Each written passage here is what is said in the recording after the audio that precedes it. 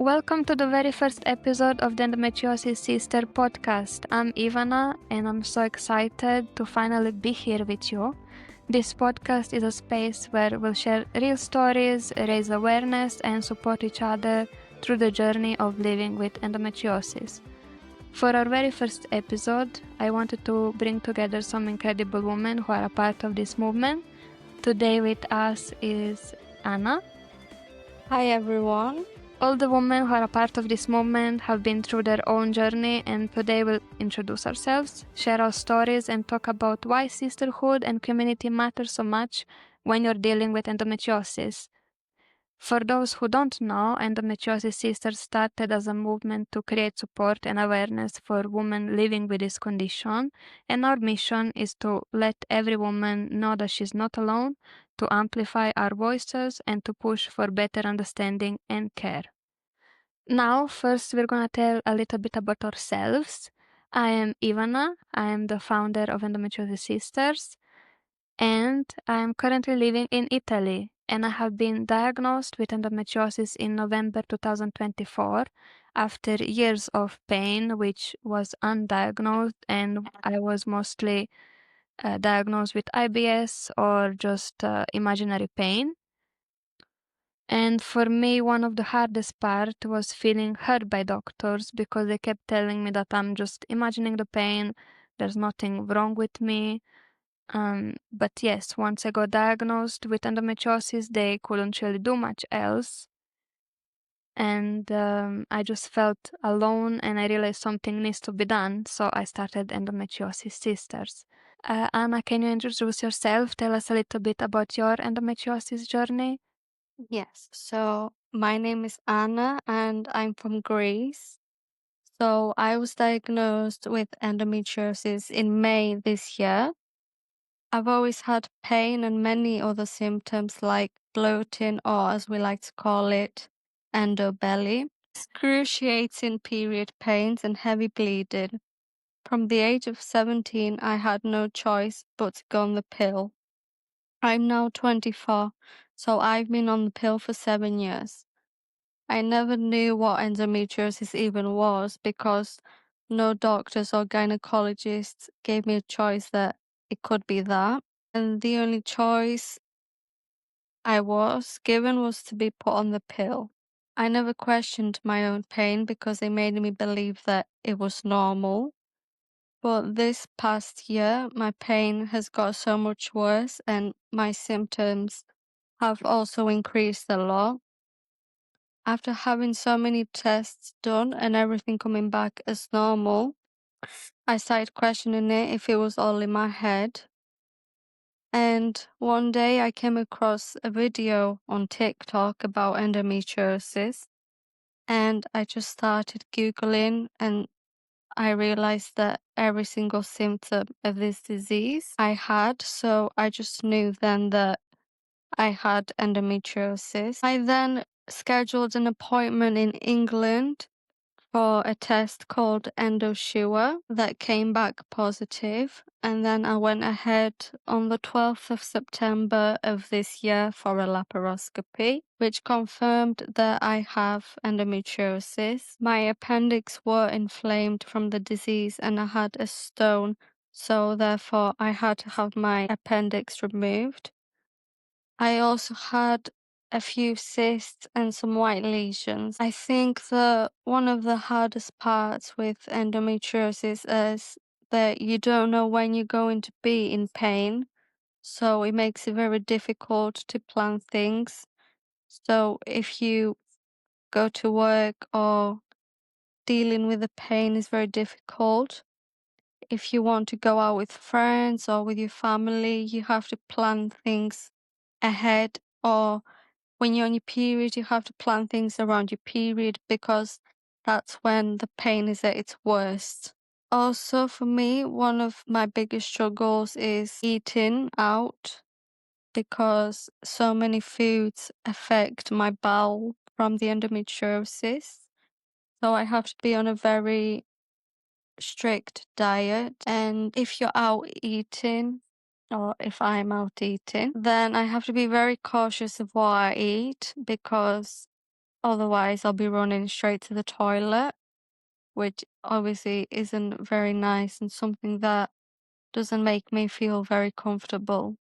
It's really interesting that you brought up the food because that's one of the things that I feel as well. A lot of the foods such as gluten and dairy especially Yes, make me bloat, give me the underbelly, and also I am scared to go to the restaurants because most of them don't really uh, have consider many options. have many options, yes, or they just like, especially in the Balkans, if you say I want something without lactose, it's gonna be like mah. I know. The thing is, for me, I also had to go to a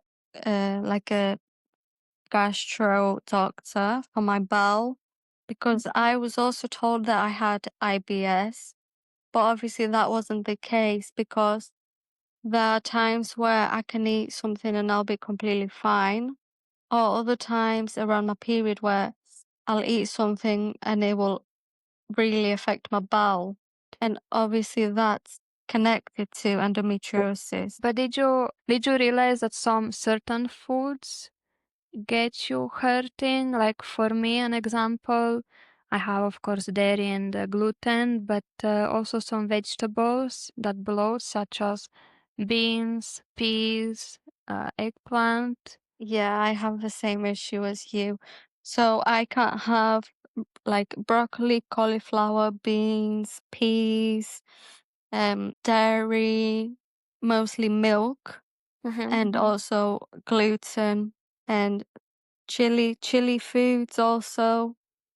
Also coffee for me. Yes. I'm not sure if it's for you. Coffee for me as well, it depends. I have started drinking decaf, which isn't as bad, but I love coffee. To be honest, there are some foods that will affect me more than others that I will not even touch, like broccoli or beans. Like I've not had them in so long. And there are other foods like gluten that will just bloat me and I'll be in pain, but not as much pain as them other foods because it's very hard sometimes to be restricted with the foods that you love as well. For me, currently, sugars are one of my comfort foods. I used to eat it every day, and now just I need to restrain myself. Otherwise, I'm gonna be in pain for the whole time that I'm eating sugars. Also, me, like if I have chocolate, sometimes it will just make me feel really sick and then I'll have to go to the toilet. But you know, the thing is with the foods that affect me, like there's some foods that I will eat and I'll literally be to the toilet not even 5 minutes after I've eaten. I feel the same. I'm not sure why this is. I have not discovered it yet, but we'll make sure to do some research on our website. Yes, there definitely needs to be more research about everything and how food affects your bowel and how that is connected with endometriosis. Yeah, definitely. And like we were speaking before, while we were not recording it, we were complaining about the research on endometriosis, especially because we saw like the research on how endometriosis affects our partners, um, male, Yeah, of course. So yes. I think it does affect our partners, you know, because our emotions sometimes can be very high or very low. And for me, especially sometimes I feel like I can't control my emotions. Like even though I want to control them, I can't control them because, you know, endometriosis affects my hormones so much, especially during my period. And I have also pain with intercourse, which is also a big issue in a relationship. So I really hope that my surgery will help with this, but I just have to give it time and see as the days go on or the months how I am. I hope so as well. And I hope you also tell us a little bit more once you're gonna start feeling better. So let's go ahead and talk a little bit more about the challenges that we wish people would understand with living with endometriosis.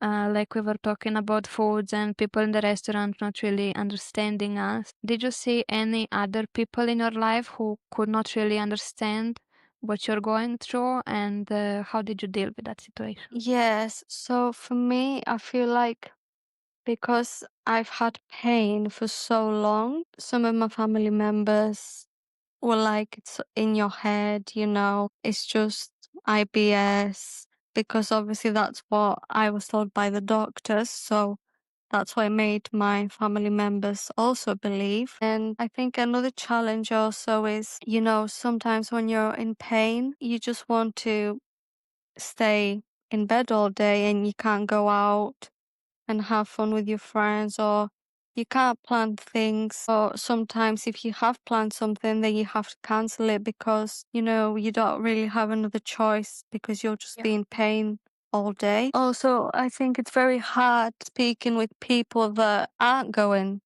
through a disease like we are. They Yeah. can't really relate to you and you can't relate to them, so they don't really understand what you are going through. No, absolutely not. I had the same problem like you had. I lost a lot of my friends. I currently don't really have that many friends, just one left. But the people who do not understand, also my own family was telling me, oh, you just have this disease because you weren't moving enough, or you should just go work and you won't have any pain. But that's not really how this works. But the biggest trouble, aka challenge, that I personally have felt is the misunderstanding from the people who are supposed to be there for you through pain, and they are doctors. Yes, I've also struggled with this massively. Because none of the doctors have ever stood up for me and actually listened to me and tried to solve a problem. The current doctor, and I have switched to many to count, I went to them like 2 days ago and they were like, oh, but Ivana, you're not supposed to be in pain, you're 20-year-old.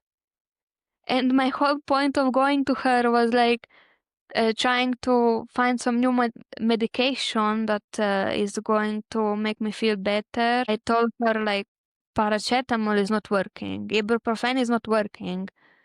I went to ER where they actually overdosed me with something, and I told her that so that she doesn't give me something that overdoses me and doesn't give me something like paracetamol that doesn't really do much for me. And she just closed the session with, Ivana, you're 20, you shouldn't be in pain. Have you had any discussions like this with your doctors, Anna? Um, well, I've had pain from quite a young age, to be honest. I've always had really heavy periods. For me, one of the biggest struggles also was um before I went on the pill. I had really heavy periods. I was losing blood clots. I was changing period pads very often. And, going to the doctors all the time. And the only option, obviously, I was given was to go on the pill. I didn't have any other options. And I feel like if back then they would have listened to me, then maybe I wouldn't be in the position that I am now. Maybe then they could have done something about it earlier. I wouldn't have to have, my appendix removed, or I wouldn't be in as much pain as I am now, or maybe my endometriosis wouldn't have grown as much. So I think it's very difficult and very heartbreaking the fact that we don't get listened enough by the doctors. I honestly think that only we know our own bodies and only we are sure of them. And, if your doctor won't listen to you, then unfortunately you have to find another one and start from the beginning because no matter what they tell you, your pain is valid and you have to fight for it, unfortunately. Yeah. Have you, while talking about the doctors and them believing you, have you ever gone to the doctors with someone that you know, like your brother, your mother? Because I, for an example, have realized that they actually listen better, even though it's not really that good, while I am with my husband there, while someone is with me. Because when I go alone, they just, I feel like they listen even less when I'm alone there than when I am with my husband. Well, I actually went 2 years ago. I went and saw this gastro doctor with my sister, um, because I was pushing for a colonoscopy, but they wouldn't listen to me. So when I went with my sister, um, I feel like they listened to me more, I would say, and I had a colonoscopy, even though that nothing to do with the endometriosis, but that was something that I hadn't had done, and obviously it came back clear. But recently, I've had my gynecologist now for 2 years, and I feel like in the past year, really, my pain has got a lot worse and my symptoms have increased more than usual. So that's when my gynecologist started listening to me because I tried so many options and nothing was working for me. So she did say to me that she thinks that it possibly could be endometriosis. And she actually told me to take these special tablets that are especially for endometriosis. And it was the only thing that actually helped me. Like 5 days later, I saw a massive difference. And I've tried so many different medications and nothing else helped me. And which pills were those? So they're called Med, the natural supplements. They are quite expensive, um, but it's the only thing that actually worked for me. But And I did have to stop them because obviously I was getting my laparoscopy done. So I had to stop the pill and stop my medication as well. but do you know what's inside of those pills? Is it like you said it's a supplement, right? Yeah, I have no idea what's in them, but something gold is in them because they really helped me. And I it's the only thing that helped me, but they are really expensive and that's another issue that something I found that works for me, I can't afford because it's a lot of money to pay for. I can relate to that. I also tried multiple natural supplements. I tried like 50 of them. It costed a lot of money.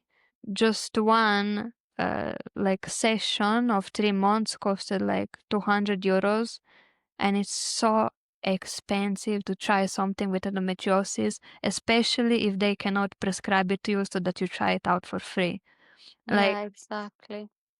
yeah, like Rieko, what I'm on now, I know in some countries people need to pay for it, but if I did not get a prescription from my doctor, I'm currently in Italy, just for anyone who forgot. It's usually 200 euros per bottle for 30 days. If I was if in any other countries, I would go broke in 3 months of taking it. So thankfully that is covered by the insurance, but anything else, supplements, all these other things, is just so stupidly expensive. Yeah, that's another issue. With very little knowledge, we might try something and spend a lot of money on it, and it might not even help us. Let's move on to the next part, which is the last part that we're going to talk about. And Anna, I would just like to ask you, how has being a part of this movement and this community impacted your life? What would you like to see of this community in the future, and have we helped you so far? What do you think? Yes. So being part of this community really means a lot because I don't have anyone else that I can speak to and relate to, but all you women are going through the exact same thing, and I feel like we can really understand each other, which is really nice to have someone to talk to, especially when I'm feeling alone or when other women are also feeling alone. It's very important to sit and speak about this to someone. And I think making more podcasts like this, doing more research together, can really help other women to know that they're not alone and that we are also not alone, because so many women go through this or through something similar. And I really hope that we can make a difference, that, it will reach out to someone, to a doctor or to some kind of news, to start researching more about this disease and trying to hopefully get a cure for us someday, because it is a whole body disease and it does impact your whole life, unfortunately, which is something very difficult because we can't control our own bodies. We just have to get on with it because we don't really have another choice. Exactly. I love how you put that because we need to stay strong together. We already know that other doctors and researchers are doing their best to help us out with the newest research, but especially doctors and everything, it just makes you feel so alone. And that's why I started this. And I mean, me and Anna were also talking before about the fact that endometriosis is such a big topic, yet so little is known about it. So many people don't know about different things that endometriosis can cause, such as chest pain or sciatica or headaches, all these Yeah. things. So yeah, that's why I created this community, and that's why we want to basically provide a platform where all the women can ask questions and get the answers to these questions and just have someone to talk to when they're alone. And even if one person sees this podcast, maybe it can save someone's life. Yeah, well, and we're hoping that this actually happens and we, at the end of the day, help someone. Of course, we're gonna also have our own little researches. I did not say that yet. But if you follow us on our website, endometriosissisters.org, you're going to find a lot of helpful tips for people with endometriosis, for people who care, for people in their life who have endometriosis, such as their sisters, mothers, girlfriends, wives. And I would like to wrap this episode. This should be it for our very first episode of Endometriosis Sisters podcast. Thank you so much, Anna, for joining me today. Thank you for having me. And of course, to our listeners for being here and learning something new every day about endometriosis. In the episodes ahead, we'll bring you more personal stories, conversations with experts, and practical advice for living with endometriosis. So be sure to subscribe, share this podcast with someone who needs it, and connect with us at endometriosissisters.org. And until next time, just make sure to remember that you are not alone. There are 190 million women out there who have endometriosis, and I'm sure you can get the questions to your answers regarding endometriosis. And we'll see you in the next one. Bye bye.